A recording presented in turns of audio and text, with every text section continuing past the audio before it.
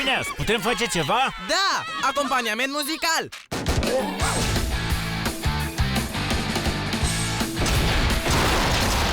Carcase de roboți distrugem, deci anunțe cu pe toți roboții să spună rugăciunea, pregătindu-se pentru o anihilare automată. Voi credeți că ne doborâți? Omule mecanic, hai încearcă. Veți părăsi orașul acum, asta-i Roborevolta.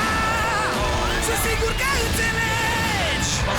Asta-i Roborevolta. Am să vă distrug și să vă pun la fiare vechi, dar voi păstra cât să-mi fac o trambulină. Știm că mama ta a fost un mixer, tata o mașină de spălat. Asta-i Roborevolta. Eu am să vă distrug și am să vă dobor. O să vă duc la groapa de gunoaie și ai de ce să tremuri, iar maghetonul vostru.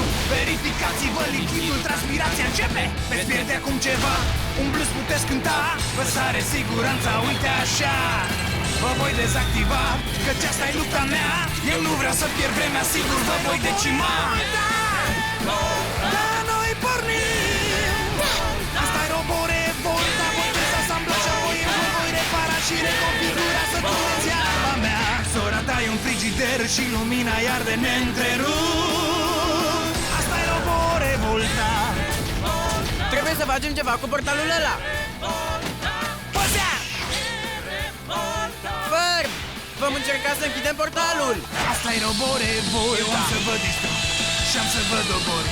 Eu vă duc la groapa de gunoaie. Am să vă distrug și am să vă dobor. Eu vă duc la groapa de gunoaie. Oh, da!